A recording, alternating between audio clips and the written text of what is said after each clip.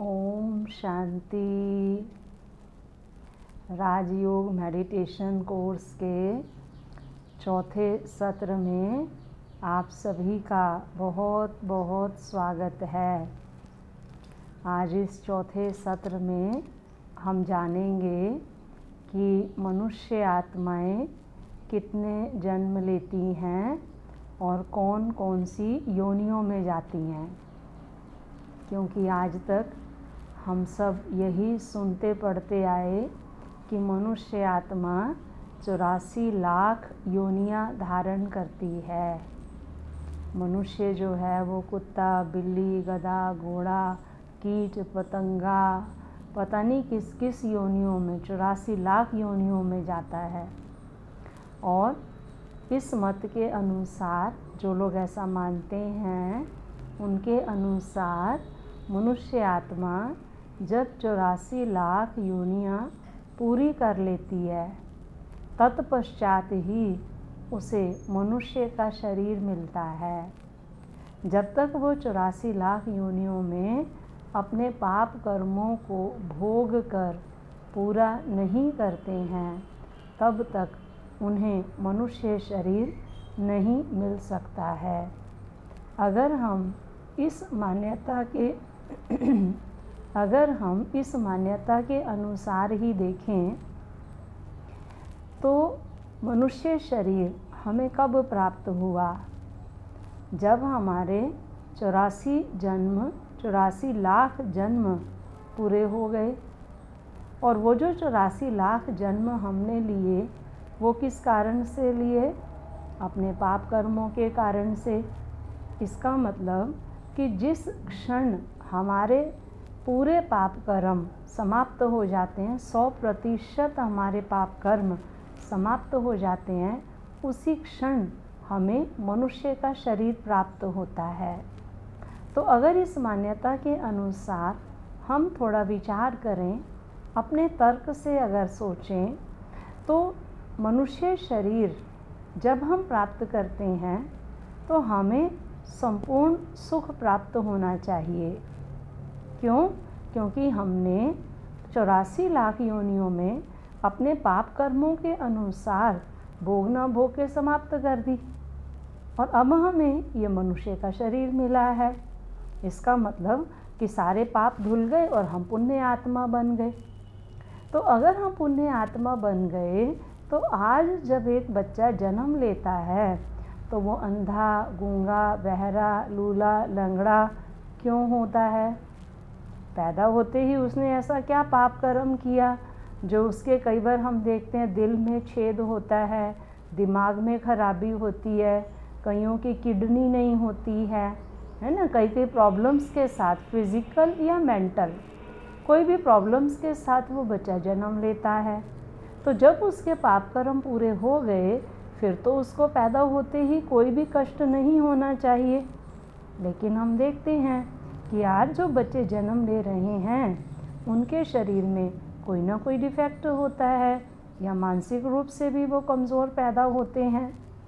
और अगर हम ये कहें कि कोई उसका पाप कर्म रह गया था जो उसे ये सज़ा भोगनी पड़ी, तो फिर इस मान्यता के हिसाब से उसे मनुष्य का शरीर भी नहीं मिलना चाहिए था। जब तक उसके पाप कर्म पूरे नहीं होंगे तो उसे मनुष्य का शरीर प्राप्त नहीं हो सकता, और प्राप्त हुआ है तो फिर वो तो संपूर्ण स्वस्थ शरीर प्राप्त होना चाहिए। दूसरी बात, इसी मान्यता के अनुसार अगर हम लें तो मनुष्य आत्मा अगर 84 लाख योनियों में अपने पाप कर्म भोग करके पूरे कर देती है, तो फिर आज जो भी बच्चा जन्म ले रहा है, उन सभी बच्चों को साहूकार के घर में जन्म लेना चाहिए, रिच फैमिलीज़ में आना चाहिए। लेकिन आज कोई बच्चा जो है अमीर के घर पैदा हो रहा है, दूसरा गरीब के घर पैदा हो रहा है, एक बच्चा ब्राह्मण के घर पैदा हो रहा है, तो दूसरा बच्चा जो है कसाई के घर में पैदा हो रहा है। तो ये जो मनुष्य आत्मा के जन्म हैं, इस जन्म के अंदर अंतर क्यों है? अगर सारे अपने 84 लाख योनियों को पूरा कर करके इस मनुष्य शरीर को धारण कर रहे हैं, फिर तो कोई भी सज़ा नहीं मिलनी चाहिए, सब एक समान होने चाहिए। चाहे वो शारीरिक स्वरूप में हों, चाहे वो मानसिक स्वरूप में हों, चाहे वो आर्थिक स्वरूप में हों, चाहे वो सामाजिक स्वरूप में हों, चाहे वो पारिवारिक स्वरूप में हों। किसी भी दृष्टिकोण से किसी में भी कोई भी भेदभाव नहीं होना चाहिए। क्यों? क्योंकि सब मनुष्य आत्माएं अपने पाप कर्म पूरे करके इस शरीर को धारण कर रही हैं।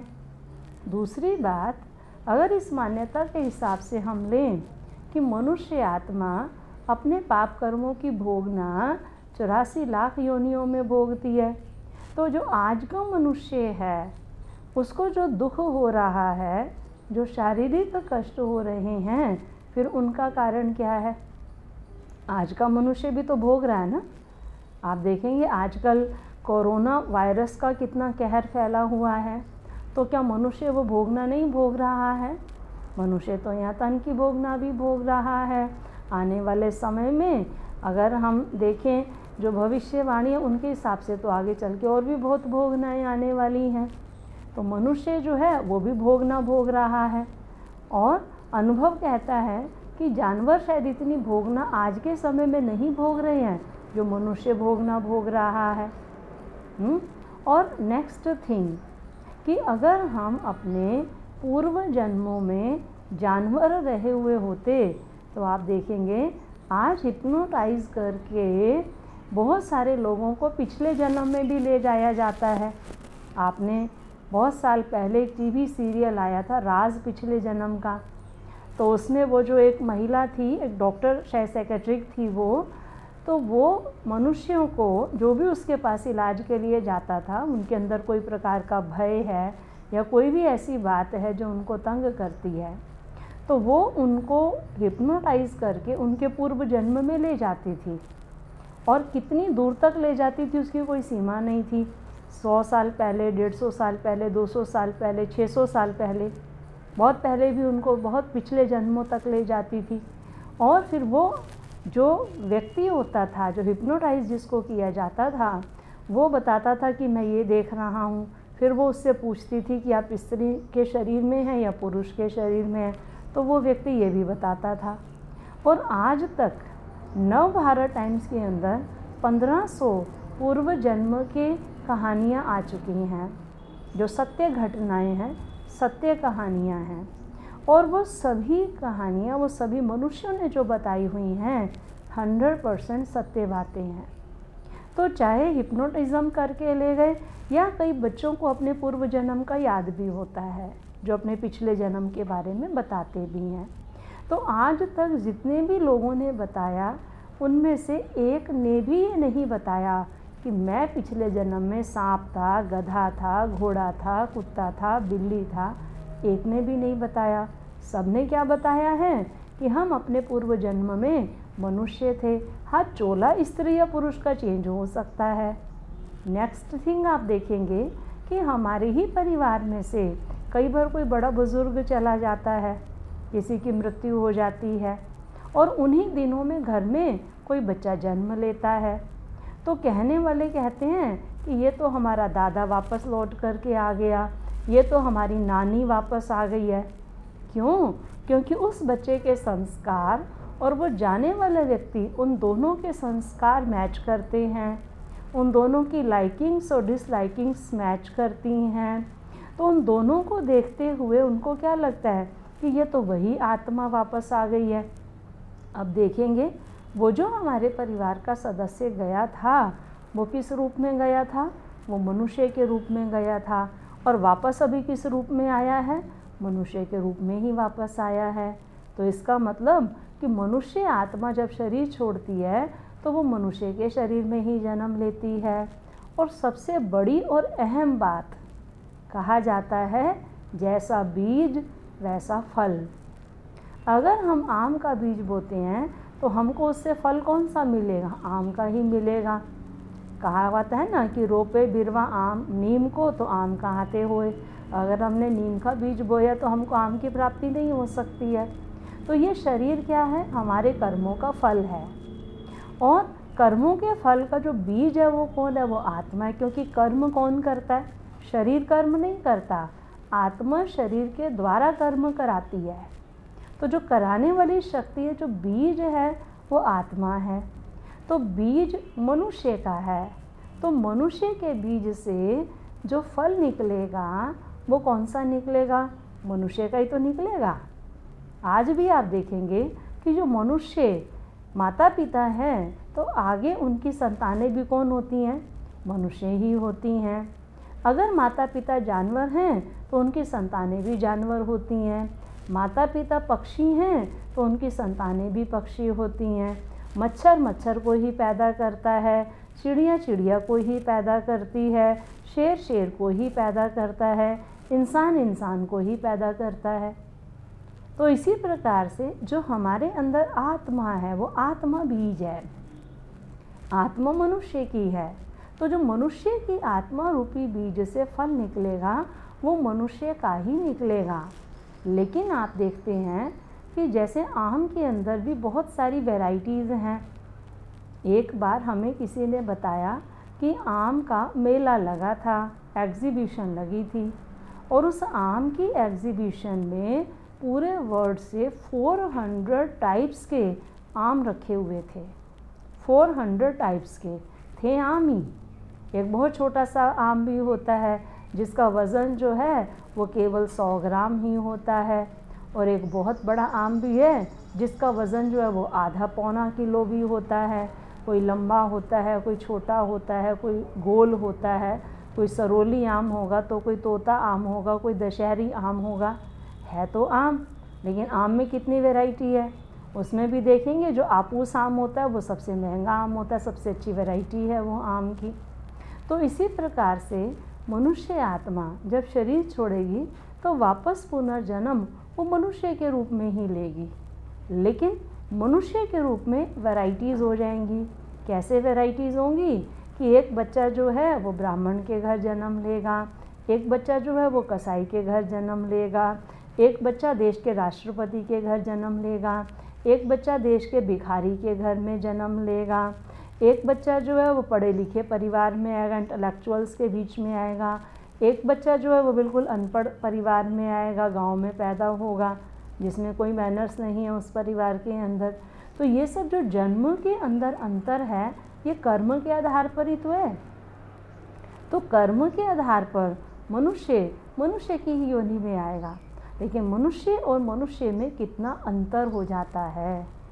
एक देश का राजा है और दूसरा देश का फ़कीर है, अब हैं तो दोनों ही मनुष्य, लेकिन मनुष्य के जीवन में कितना अंतर हो गया है। तो हम मनुष्य आत्माएं हर योनि में नहीं जाती हैं, केवल मनुष्य योनि में ही आती हैं, क्योंकि हमारे अंदर जो बीज है, जो आत्मा है, वो मनुष्य की है। इसलिए मनुष्य की आत्मा से जो फल निकलता है वो मनुष्य का ही फल निकलता है। मनुष्य के बीज से कभी भी जानवर का फल नहीं निकल सकता है। जो डार्विन की थ्योरी थी, जिसमें डार्विन ने कहा कि मनुष्य के जो पूर्वज थे वो बंदर थे, आज की साइंस उसको डार्विन की कल्पना मानती है, वो सत्य नहीं मानती है। समय अनुसार थ्योरीज भी चेंज होती हैं, नई नई रिसर्चेज निकलती हैं तो थ्योरीज चेंज होती रहती हैं। तो वास्तव में अगर मनुष्य के पूर्वज बंदर थे तो आज जो वन मानुष हैं वो मनुष्य क्यों नहीं बनते हैं? आज भी जंगलों में वन मानुष रहते हैं, आज भी बंदर देखने को मिलते हैं, तो वो बंदर मनुष्य क्यों नहीं बन जाते हैं? तो वास्तव में मनुष्य का बीज हर जन्म में मनुष्य के रूप में ही अगले जन्म में फल के रूप में प्राप्त होता है। तो मनुष्य आत्मा हर जन्म में मनुष्य के रूप में ही जन्म लेगी, और मनुष्य के रूप में हम आत्माओं के केवल 84 जन्म होते हैं, जिसके लिए शास्त्रों में लिखा गया 1,84,000। लख शब्द का अर्थ होता है देखना, और 1,84,000 का अर्थ क्या होता है? अपने 84 जन्मों को देखना। और हमने लख शब्द को क्या समझ लिया? लाख समझ लिया है। आप देखेंगे हम लोग जब हिंदी पढ़ते थे उसमें पंक्चुएशंस आती थी, कॉमा लगाना है, पूर्ण विराम लगाना है। तो एक सेंटेंस दिया जाता था रोको मत जाने दो। अब आपने इसमें कोमा लगाना है। अब आप कोमा लगाते हैं रोको के बाद, रोको मत जाने दो। तो इसका अर्थ क्या होगा कि उस व्यक्ति को रोक लिया जाए, उसको नहीं जाने देना है। और दूसरा, अगर हम रोको मत के बाद कोमा लगा देते हैं तो उसका अर्थ क्या हो जाएगा, रोको मत जाने दो। अब अंतर सिर्फ किसका हो गया, कोमा का हो गया। अब वो शब्दों में कही हुई बात को कौन कितना समझ पाता है, वो तो उसकी अपनी बुद्धि है, अपनी बुद्धि के अनुसार वो समझेगा। अब कहने वाला जो बात कह रहा है उसको समझने वाला क्या उस रीति से समझ पाएगा या नहीं समझ पाएगा, उसकी उतनी कैचिंग पावर है या नहीं है, उसके अंदर उतना विवेक है या नहीं है, या उसको उतना अनुभव है या नहीं है कि इनके संबंध कैसे हैं, कि इस व्यक्ति को रोकना है या इस व्यक्ति को जाने देना है। तो इसी प्रकार से आप देखेंगे कि हम मनुष्य आत्माएं, हम एक ही जन्म में, एक ही जनरेशन में आपकी अपनी ही संतानें हैं। कई बार आप अपने ही बच्चों को कोई बात समझाने की कोशिश करते हैं तो आपके बच्चे उस बात को समझते नहीं हैं, तो आप क्या कहते हैं, आगे चलकर तुझे ये सब बातें समझ में आ जाएंगी। क्यों समझ में आ जाएंगी, क्योंकि आगे चल कर के उसका विवेक डेवलप होगा, इंटेलेक्चुअल होगा, वो धीरे धीरे उसकी समझ बढ़ेगी, उसका अनुभव बढ़ेगा आयु के अनुसार, तो उसको वो चीज़ें समझ में आ जाएंगी। तो आप सोचो, केवल आपके और आपके संतानों के बीच में अंडरस्टैंडिंग नहीं है, भावार्थ नहीं समझ पाते हैं एक दूसरे का, मन के भावों को कैच नहीं कर पाते, तो जो बातें हमारे ऋषि मुनियों ने आज से 2500 साल पहले लिखी, वो बातें क्या हम पूरी रीति समझ पाएंगे? तो उसको समझने के लिए हमको क्या चाहिए, उस रीति का विवेक चाहिए है। जब हमारे पास उस लेवल का इंटेलेक्चुअल आ जाएगा तभी हम उन बातों को समझ सकेंगे, उनके भावार्थ को समझ सकेंगे। तो जो लख 84 कहा गया है, वो कहा गया है कि अपने 84 जन्मों को देखो।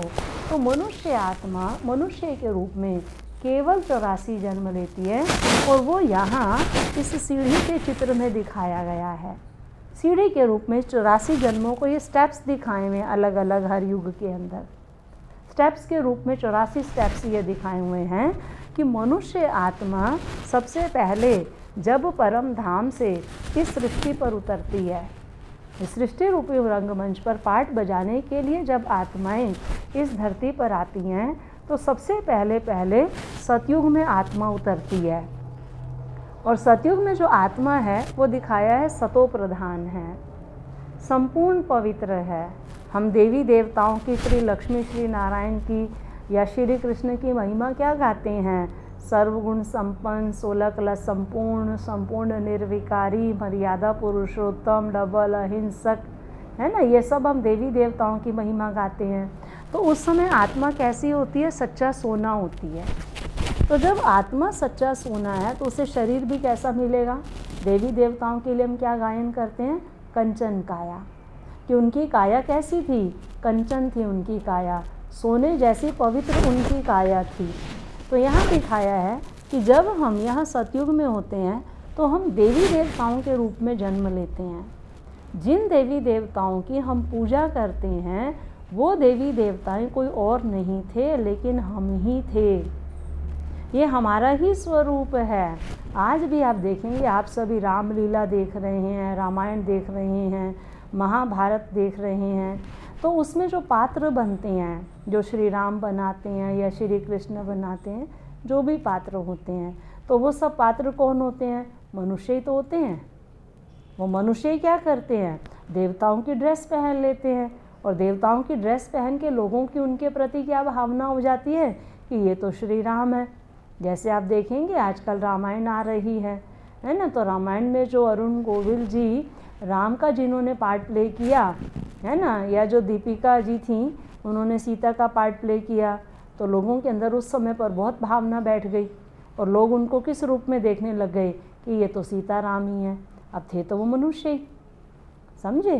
तो मनुष्य में और देवता में क्या अंतर है, आप देखेंगे इनके अंदर और हमारे अंदर फिजिकल डिफरेंस कुछ भी नहीं है। अगर डिफरेंस है तो वो गुणों का डिफरेंस है, प्यूरिटी का डिफरेंस है। ये जो है ये सर्वगुण संपन्न हैं, 16 कला संपूर्ण हैं, संपूर्ण निर्विकारी हैं। और हम अपने लिए क्या गाते हैं, आज मैं मूर्ख खलकामी।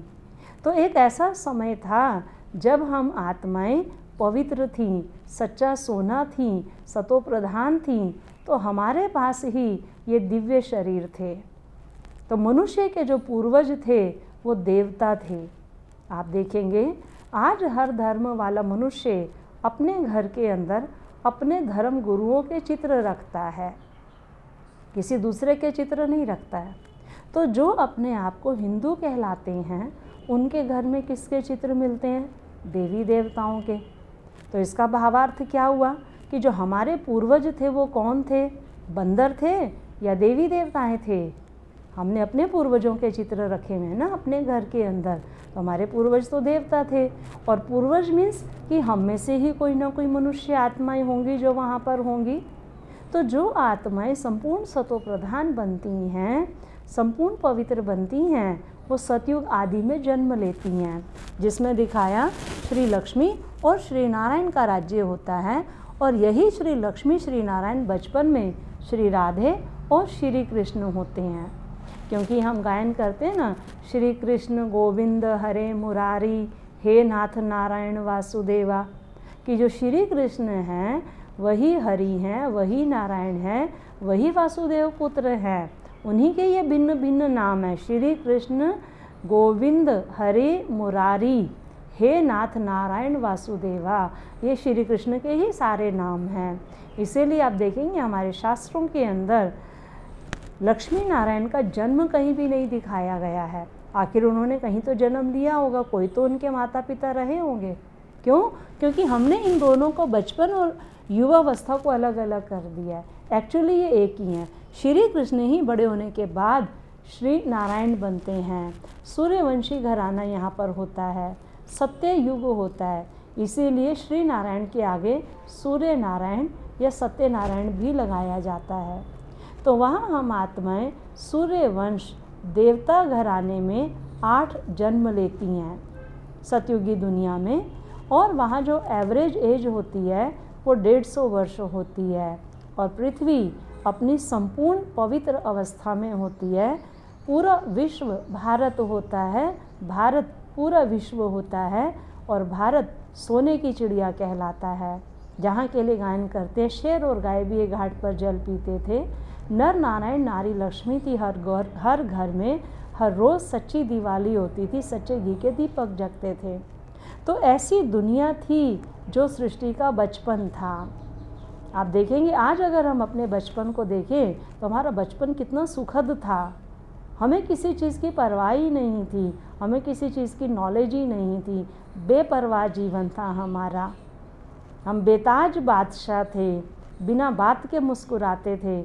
आज तो हमें खुशी के लिए कोई अवसर चाहिए होता है, कोई साधन चाहिए होता है, कोई उपहार चाहिए होता है। लेकिन बचपन में आप देखेंगे छोटे बच्चे को कोई ऐसे खुशी भी कर दे, चुटकी भी मार दे, तो भी वो हंसने लग जाता है। तो वो दुनिया कैसी थी?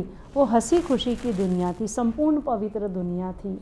और सतयुग के आदि की जनसंख्या केवल 9 लाख होती है।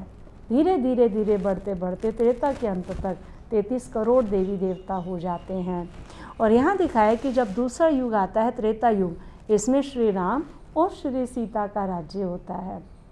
श्री राम चंद्रवंशी दिखाए गए हैं, इसीलिए श्री राम के पीछे श्री राम चंद्र लगाया जाता है।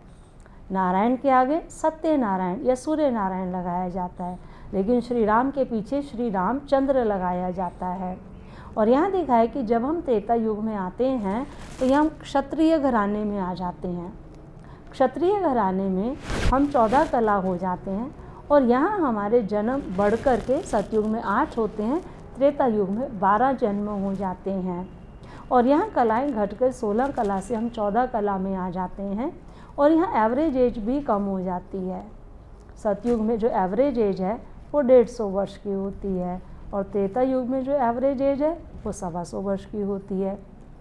लेकिन इन दोनों युगों को राम राज्य या ब्रह्मा का दिन कहा जाता है। और इन दोनों युगों में संपूर्ण पवित्रता, सुख, शांति का राज्य होता है। इन दोनों युगों में देवी देवताओं का निवास होता है। हम देवी देवताओं के रूप में ही यहाँ पर जन्म लेते हैं। और इन दोनों युगों में भारत सोने की चिड़िया कहलाता है। लेकिन जब तीसरा युग शुरू होता है, द्वापर युग, तो वहाँ से भारत के अंदर रावण राज्य शुरू हो जाता है। रावण जो दिखाया गया है वो विकारों का प्रतीक दिखाया गया है। 10 सिर दिखाते हैं ना रावण के, तो वो भी सिंबल हैं। 5 विकार स्त्री के और 5 विकार पुरुष के।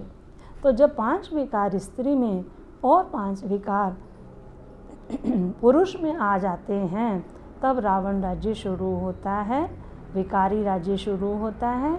और वहाँ से भारत एक नया मोड़ लेता है। यहाँ से गिरावट शुरू हो जाती है, विकार शुरू हो गए, दुख शुरू हो गया, और यहीं से भक्ति की शुरुआत होती है। सबसे पहले राजा विक्रमादित्य शिव की भक्ति करते हैं। Excuse me.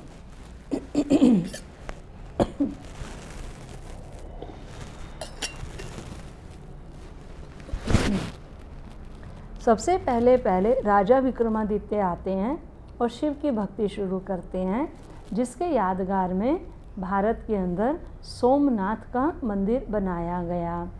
और यहाँ दिखाया, उसके बाद श्री कृष्ण की, श्री लक्ष्मी नारायण की, श्री सीताराम की, अनेक देवी देवताओं की हम यहाँ भक्ति शुरू कर देते हैं। और यहाँ वैश्य वर्ण में आ जाते हैं, परमात्मा से व्यापार करना शुरू कर देते हैं।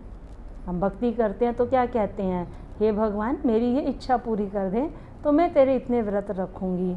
हे भगवान मेरी ये इच्छा पूरी कर दे तो मैं तेरे लिए इतने जागरण करवाऊँगी। हे भगवान मेरी ये इच्छा पूरी कर दे तो मैं तेरे लिए सवामणि करवाऊँगी। तो हम परमात्मा से भी क्या करते हैं, व्यापार करना शुरू कर देते हैं। तो यहाँ दिखाए, जब हम द्वापर युग वैश्य वर्ण में आते हैं तो आत्मा के अंदर केवल 8 कलाएँ रह जाती हैं और हमारे जन्म बढ़ कर के 21 हो जाते हैं। और यहाँ से भक्ति, पाठ, पूजा, वेद शास्त्र पढ़ना शुरू हो जाता है। सतयुग और त्रेता में भक्ति नहीं होती है, क्योंकि हम गायन क्या करते हैं कि दुख में सुमिरन सब करें, सुख में करे ना कोई। जो सुख में सुमिरन करे तो दुख काहे को होए। तो जब ये आज के सुख और दुख की बात नहीं है, ये पूरी सृष्टि के सुख और दुख की बात है। कि जब सृष्टि में सुख का समय होता है, सतयुग और त्रेता युग, उस समय कोई भी परमात्मा को याद नहीं करता है, क्योंकि स्वयं देवी देवता निवास करते हैं वहाँ पर। स्वयं साक्षात श्री नारायण, श्री कृष्ण, श्री राम वहाँ पर निवास करते हैं। लेकिन जब वही आत्माएं जन्म पुनर्जन्म लेते लेते यहाँ द्वापर युग में आ जाती हैं, तो वो आत्माएं पूजा पाठ शुरू कर देती हैं, क्योंकि आत्मा के अंदर विकार आ जाते हैं। और चौथा युग दिखाया कल युग। इसका रंग भी काला दिखाया है, नाम भी है काला युग। कल है कलेश वाला युग, या कल पुर्जों वाला युग, या लोह युग इसको कहा जाता है। यहाँ पर आकर के आत्मा बिल्कुल काली, तमो प्रधान, यहाँ दिखा है ना, आत्मा बिल्कुल तमो प्रधान हो गई है, यहाँ पर काली हो गई है आत्मा यहाँ एकदम। तो कलयुग में हम मनुष्य आत्माएं जब बिल्कुल काली हो जाती हैं, तमो प्रधान हो जाती हैं, कलाहीन हो जाती हैं, तब भक्ति भी अपने व्यभिचारी स्वरूप में आ जाती है। भक्ति की शक्ति भी समाप्त हो जाती है। तो यहाँ आकर के व्यभिचार, पापाचार, ये सब अत्याचार बढ़ने लग जाता है। हवन, यज्ञ, तप अनेक प्रकार के होने लग जाते हैं। तो आप देखेंगे आज की दुनिया में भी कितने हवन, यज्ञ, तप, तीर्थ आदि मनुष्य आत्माएँ करती हैं, कितनी भक्ति करती हैं, लेकिन उसके बावजूद भी संसार चरित्रहीनता की गिरावट की ओर जाता जा रहा है। आज से 100 वर्ष पहले ना तो इतने गुरु थे, ना इतने सत्संग थे, ना इतने मंदिर थे, लेकिन सुख शांति बहुत थी। लेकिन आज जितना भक्ति का विस्तार होता जा रहा है, उतना दुख और अशांति बढ़ती जा रही है। कारण कि भक्ति की शक्ति समाप्त हो गई है। और ऐसे समय पर यहाँ हमारे 42 जन्म होते हैं। और अब जो समय चल रहा है वो कलयुग के बिल्कुल अंत का समय चल रहा है। और इस समय यहाँ दिखाया ये संगम युग है। हम इस समय पर संगम युग पर बैठे हैं और ये अब हम सबका अंतिम 84वां जन्म है। और इस संगम युग पर ही स्वयं शिव परमात्मा इस धरा पर आते हैं, अवतार लेते हैं और अवतरित होकर के हम मनुष्य आत्माओं को मुक्ति और जीवन मुक्ति का ज्ञान देते हैं, जिस ज्ञान के लिए कहा जाता है कि राजा जनक ने बहुत प्रयास किया, तब उसे मुक्ति और जीवन मुक्ति का ज्ञान प्राप्त हुआ था।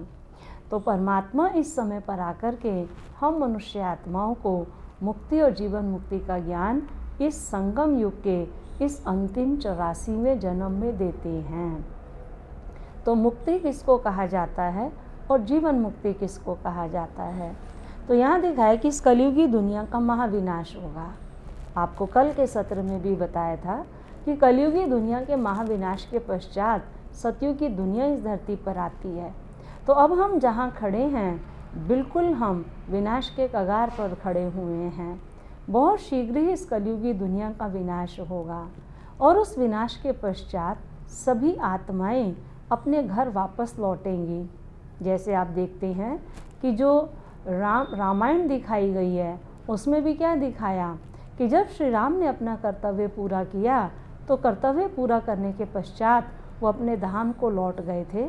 और केवल वही नहीं, लेकिन उनके साथ जो देवता, गंधर्व, किन्नर जिन्होंने भी उनके साथ अवतार लिया था, धरती पर आए थे, वो सभी वापस अपने स्वर्ग धाम, परम धाम की ओर लौट गए थे। तो अभी जो समय चल रहा है वो भी सृष्टि के अंत का समय चल रहा है। अब रावण का अंत होने ही वाला है, इस विकारी राज्य का अंत होने ही वाला है। उसके पश्चात हम सब आत्माएं वापस अपने घर को जाएंगी, अपने परम धाम को जाएंगी। तो यहाँ से दिखाया परम धाम जाने के लिए हमें परमात्मा यहाँ लिफ्ट देते हैं।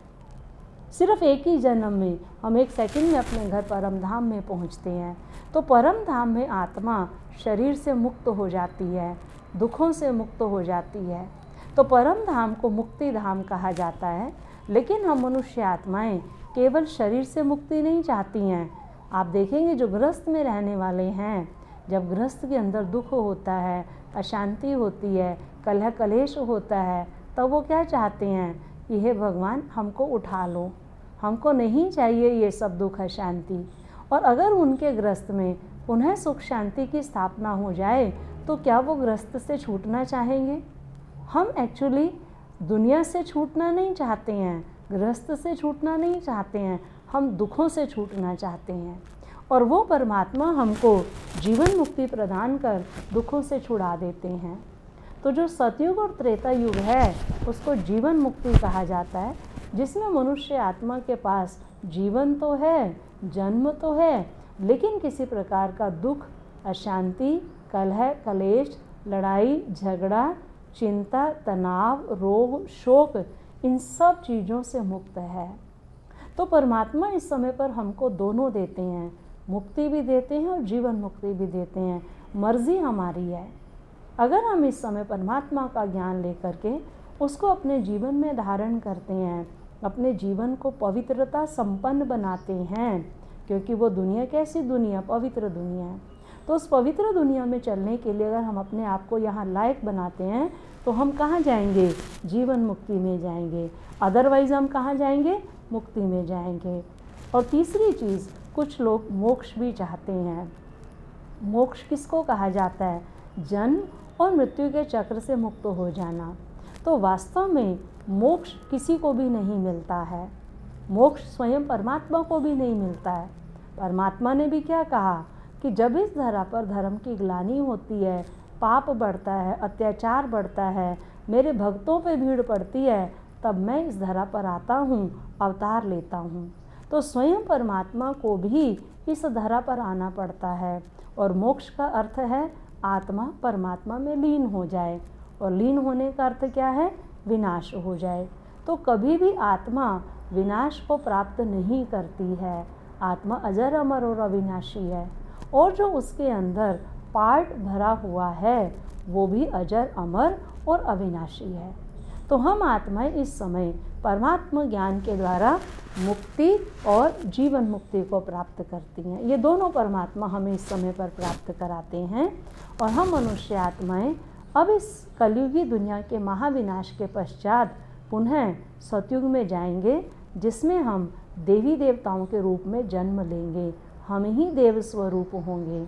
इसीलिए आप देखेंगे रामायण के अंदर भी जब दिखाते हैं सीता माता धरती में समा रही थी, उस समय श्री राम को बहुत क्रोध आया और उसी समय ब्रह्मा देवता प्रकट हुए और उन्होंने क्या कहा कि आप अपने भगवत स्वरूप का सुमिरन करें। कि आप एक साधारण मानव नहीं हैं, आप कौन हैं? आप तो भगवत स्वरूप हैं। तो परमात्मा भी इस समय पर आकर के हमको स्मृति दिलाते हैं कि हे आत्माएं, तुम सतयुग में कौन थी? तुम सतयुग में भगवान भगवती थी, भगवत स्वरूप थी। तो जब हम अपने उस भगवत स्वरूप का सिमरन करते हैं तो हमारे अंदर वो दैवी गुण स्वतः ही आते चले जाते हैं। तो हम मनुष्य आत्माएं ही अपने पूर्व जन्मों में देवता थीं और फिर से हमको वो देवता बनना है। यही ज्ञान स्वयं परमात्मा इस समय पर हम मनुष्य आत्माओं को दे रहे हैं। तो हम जरूर आपको पुनः ये बात कहेंगे कि आप भी परमात्मा का ये ज्ञान प्राप्त कर परमात्मा से मुक्ति और जीवन मुक्ति का अपना जन्म सिद्ध अधिकार अवश्य प्राप्त करें। आज का हमारा ये सेशन हम यहीं पर संपन्न करते हैं। कल का आपका सेशन रहेगा सृष्टि रूपी कल्प वृक्ष। तो कल तक के लिए हम आप सबसे विदाई लेते हैं।